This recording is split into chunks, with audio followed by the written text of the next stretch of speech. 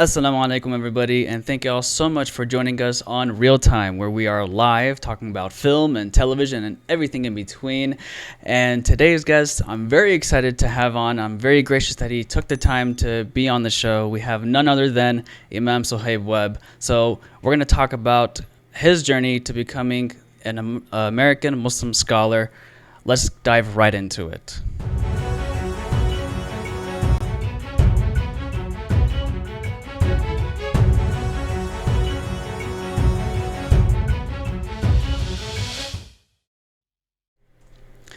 Hey there, everybody. Thank you all again so much for tuning in. Mustafa Talib here with Cinema King Productions. And like I said, today's guest is Imam Suhaib Webb.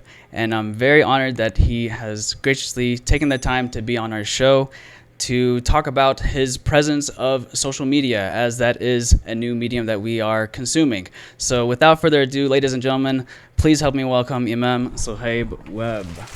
Imam, you are on. Assalamu alaikum.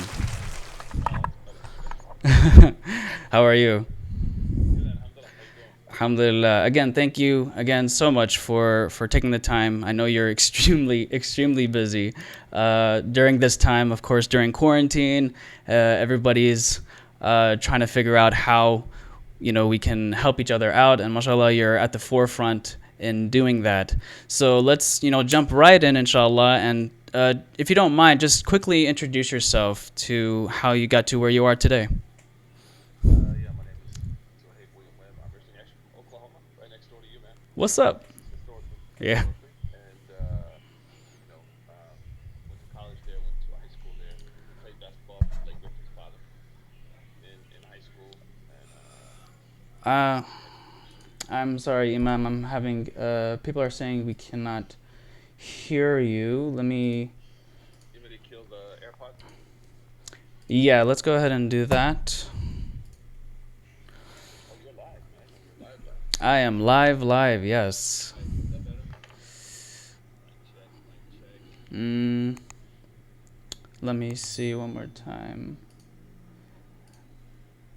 Let's see. Hold on. Sorry, everybody who's watching. Let me just quickly configure this. My apologies, Imam. No, it's okay, man. Don't worry about it. Don't worry about it. Go ahead. All right, can you hear me now? Okay. Let me double check. Go ahead one more time. 1 2 1 2. Microphone check. Bismillah. Ramadan. Mubarak. Okay, it seems like we're having some issues. This is. Let me see. Oh, okay. I got it. I know why. Okay, go ahead. All right, how about now? There we go. I think people can still can hear you now. Everybody in the comments, please let me know if y'all hear him. All right, let's just Hello. start again. Let's just start again from the top, inshallah. Start from the top, Introduce bro. yourself. Start from the Let's top. go. So my name is Imam Suhaib Webb, originally from Yeah. Oklahoma, next door to you. Yes, sir. Born in 1972, so I'm getting old now, alhamdulillah. And went Mashallah, you're to still young at heart. went to high school in Oklahoma, went to college there. Played basketball for Blake Griffin's father, actually, in high school, and then yeah, I became Muslim in 1992 through some friends in the music business, Mashallah. as Mashallah. well as other things. That's amazing. So, I mean, could you talk about that a little bit? What got your interest in Islam? I had a friend who was Muslim in high school, as well as I was producing music for a certain hip hop artist. At that time, hip hop kind of had this synergy between kind of like pseudo Pan African Islam, and For sure. so it was kind of just the right thing at the right time, and it worked out. And That's, sorry, go ahead. no. I was saying like it's basically qadar Allah is like it's always precise. You know what I'm saying? And of course, you know Yeah. that of than everybody. No. But it's always the reminder benefits a believer. So my friend, he was the first person that I was able to have like conversations with about Islam openly and be vulnerable. and that led me to getting a copy of the Quran and then just reading the Quran for like a period of 3 years. MashaAllah. So then, after you became a Muslim and you were practicing, what made you so curious to, I guess, pursue a career to becoming a what we know now as a Muslim American scholar? I didn't have that intention at all. Oh, My degree initially was in communications, and then I switched it. I haven't My paternal and maternal side are all educators, all teachers. I see. So I got that bug, and I went to College of Education, did a degree in education. I was studying on my own with my teachers just because I wanted to know my religion. Like I didn't Mm-hmm. have I didn't have in my head. My grandfather was a preacher, so I saw what that does to a family. To be honest with you, I see. so there was no way if you ask me, do you want to be in any kind of religious vocation? I would have probably told you, dude, you're crazy, bro. Right. Yeah. So I didn't have that. I just didn't want to be the dumb white convert guy. You know what I mean? Yeah. Like, Yeah. Yeah. For sure. yeah, yeah. So Oh, I learned from myself. oh, mashallah. That's awesome. So, I guess, how did you go about to get your knowledge and and ilm? So when I became Muslim, I started with two teachers. One was from Brooklyn, who is in Oklahoma, Sheikh Abdurrahman Basir, who your father knows, Mm-hmm. and then Sheikh Abu Mustafa from Senegal, who started teaching me like how to read the Quran in Arabic, tajweed, and then like after a while, he was like, you memorize like half the Quran, man. I was like, what? Yeah. So Subhanallah. he was like, you just like keep going, Yeah. and then he asked me to be like an apprentice imam in another community while I was still in college. So Mm-hmm. I think that's something that's very important nowadays, even for guys that come from overseas, is that they should work before they become imams of communities. They should apprentice because Mm-hmm. that gave me room to screw up, man. You know what I mean? Yeah. Like Yeah. Yeah. I had space to fail. I think having space to fail is very important. So Right, my for your teacher, growth. yeah, yeah, and also you learn empathy with other people. Like you're not as perfect as you think you are, right? You Mm-hmm. yourself are messing up. So I was in Oklahoma City for like 3 years, 2 to 3 years, and Mm-hmm. then he was like kind of the one who oversaw everything as the Mm-hmm. sheikh. So it was like a good experience, man. And then I went to Alhamdulillah. Detroit, and then the Bay Area, then Cairo. Okay, so you had studied overseas in Al Azhar, Yeah, I studied in Al Azhar for 7 years. mashallah. And so I guess So let what? me also say something. Sorry. So I Sure, go went to ahead. Yeah. Azhar. I went to Azhar for a professional reason because by that time I started working in the mosque and in communities, and I was like, I don't know enough to do this job, dude. Mm-hmm. So then I was like, let me go overseas and further my education. So the second kind of bout after 10 years with the sheikh Mm-hmm. was like, even though I'd finished like an alim kind of program, I just Yeah. I didn't feel I was adequate enough to serve. So then I went to study. Mashallah. Sorry, Okay. sorry to cut you off. No, no, no. You're good. If you could do me a favor and just sit up a little bit, so you're in the frame properly. That's it. Beautiful. Jazakallah khair. Got that Um, got that Ramadan lean going. yeah, I'm saying. That Ramadan lean like that, bro. I'm here, bro. Yeah. Okay, so then I guess at what point did you realize you were starting to, like, after your studies, right, and you came back to work, right, as an imam? What At what point did you realize you were starting to gain popularity? I don't know, man. I ran into a friend of mine from Oklahoma. We converted kind of around the same time, and he was like, "Yeah, like we're listening to your lectures." And I was like, "What?"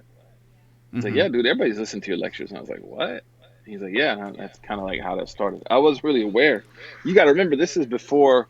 I mean, you had the internet, but you don't have the same type of capability you have now to quickly communicate. So Right. even in the early 2000s, right? Word didn't travel as fast.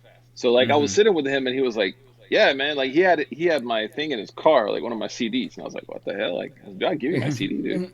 Yeah. And he's like, "Nah, man, that CD is like popping, right?" And I was like, "What?" And like that's where it kind of I was like, "Oh, okay."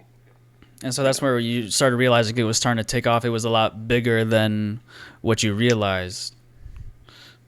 Yeah, I mean, I think also like that happened a little bit when I was in Boston too, right? Because I would say Mm-hmm. something and explode, and then it would be turned into 100 different things that maybe I did say or didn't say, and then like Mm-hmm. Fox News like ran a series against me, and then Oh ISIS put a hit on me. And I was like, man, man, it's been a rough year, that right? Y'all that think mean y'all that means think you're doing something right.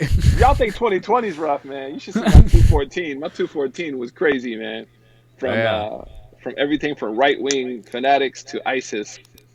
The Wow. FBI came to my house. They were measuring my windows. Like, can someone shoot through his window? Like, Oh seriously, man. my. Yeah, yeah, no, it was crazy. So And so that that's when was I the realized I was saying enough to make people angry.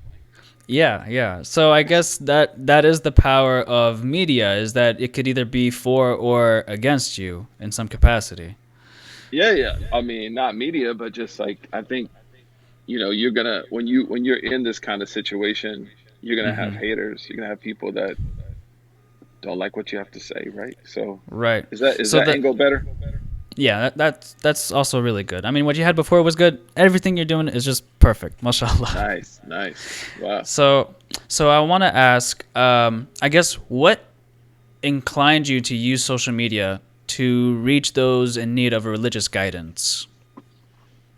I mean, I really didn't. So in the mid 2000s, we had a website called SuhaibWeb.com, virtual Mm-hmm. mosque, which we put together more so because we recognized then that the masses of the Muslims weren't necessarily in our nonprofits, in our institutions, but Mm-hmm.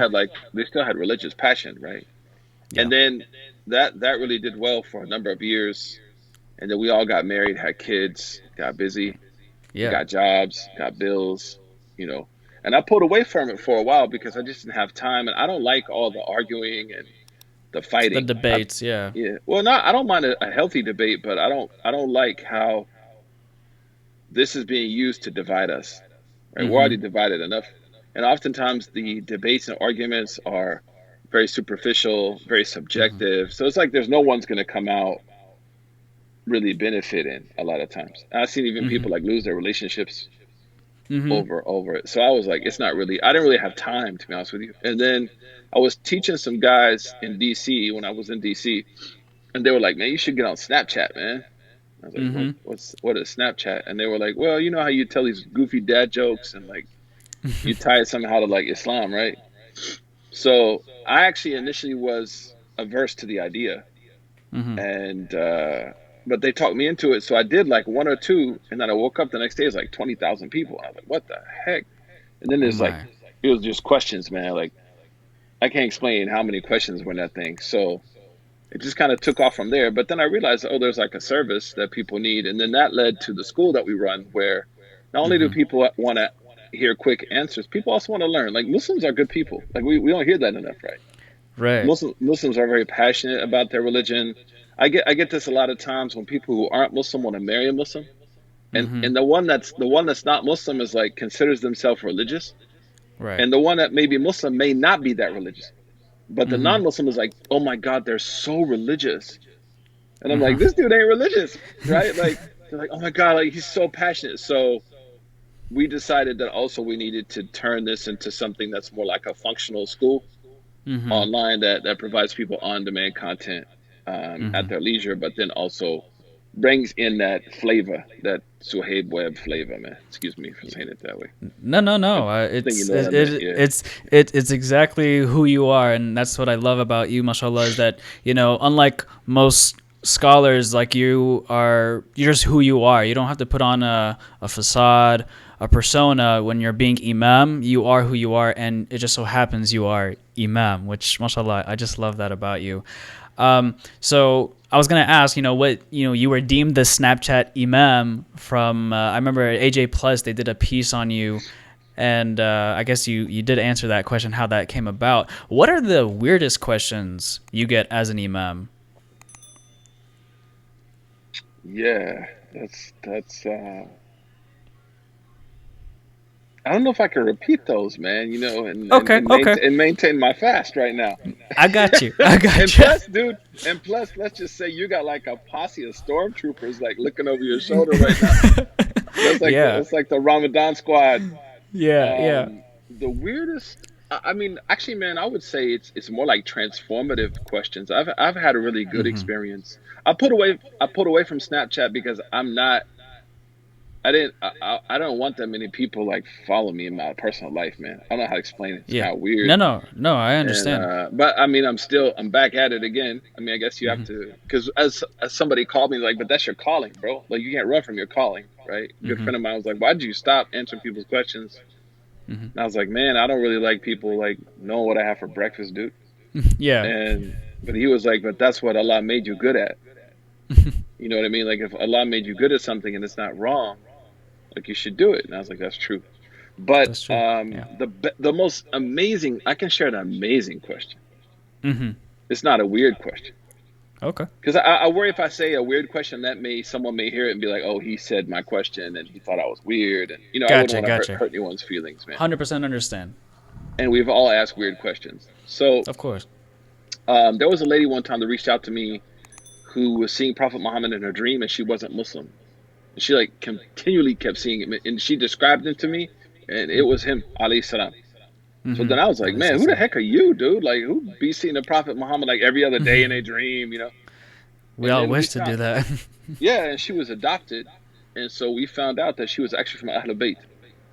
Subhanallah. Yeah, she's Arab, man. She was an Arab girl, and her relatives were the Ashraf. So I said to her, if your physical parents left you, your spiritual grandfather came back to pick you up. Allah. And That's alhamdulillah, she amazing. took Shahada first day of Ramadan, man. 2 years ago. That's She beautiful. was only 16 years old. Subhanallah. That's amazing. That is, and I think that in itself is just so priceless in a way that it's through these mediums like social media and just media in general that we can communicate and relate to one another and communicate to one another these amazing stories, and I think that is just such a powerful tool. What was crazy So is I was reading her yeah, Shajarat al-Ab. So I got a copy of the Shajarat al-Ab, her yeah, family tree. That's her the family only tree, yeah. thing, one of the things she only had from her family. So Mm-hmm. I'm reading it, and then I'm like Al Husseini, Al Husseini, Al Husseini, Al Mm-hmm. Husseini, and I'm like, man, you're from the Ashraf, man. Wow. She's like, I don't know what that is. Like, imagine she's like, I don't. She's non-Muslim, dude. She's like, I have no idea what any of this stuff. She's like, oh, is seeing Prophet Muhammad in my dream important? Like, does that Yeah. mean something? I was like, That's the best thing that could happen to so somebody. alhamdulillah, man. So that was a good story. Mashallah, that is awesome.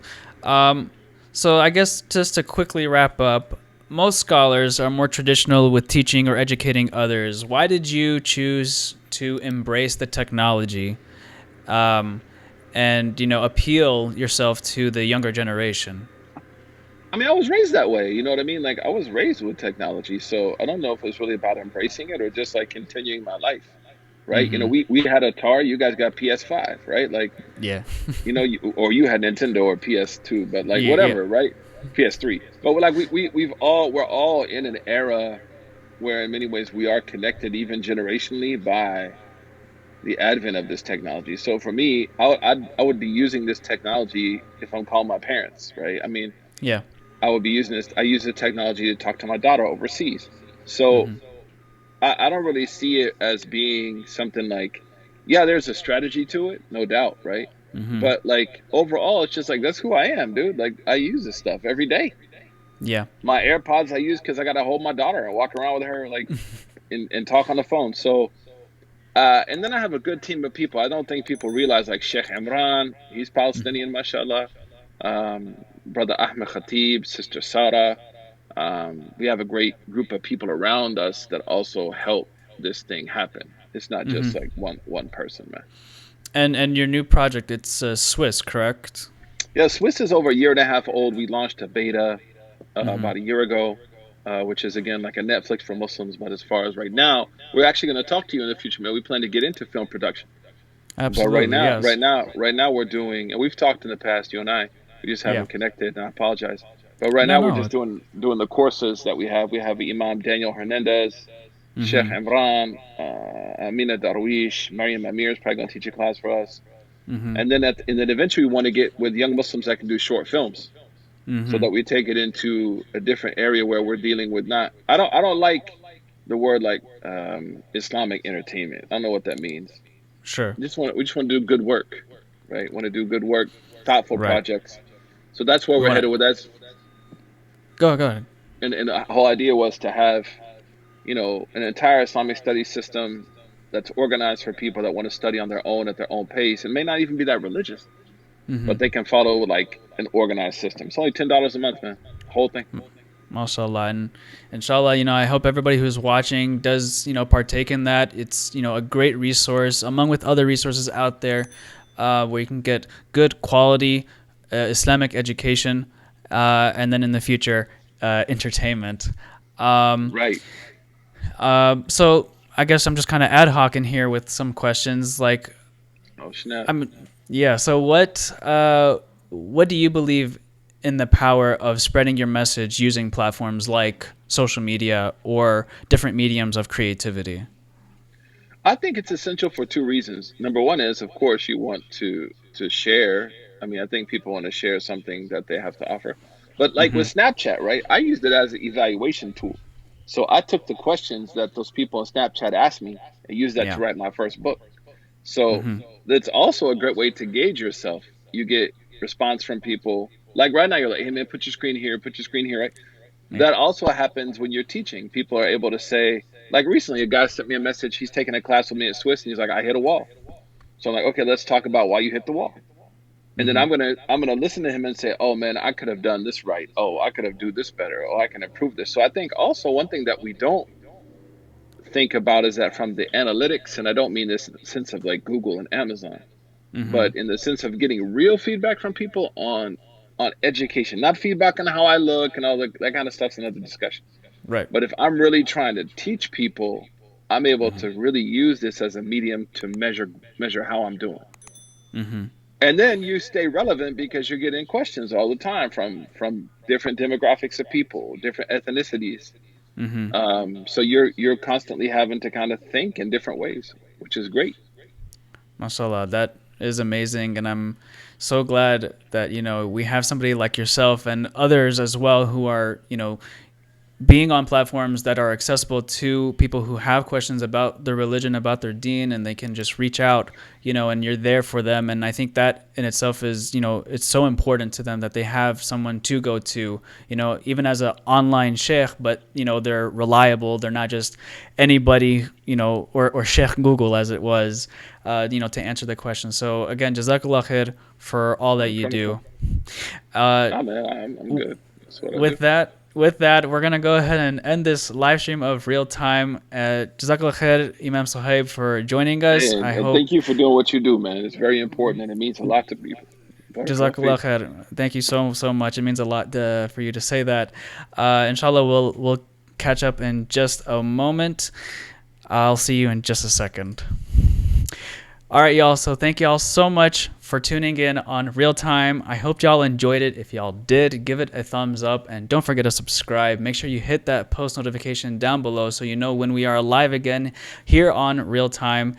This is Mustafa Talib, and I will see y'all in the next one. Assalamu alaikum. Peace out.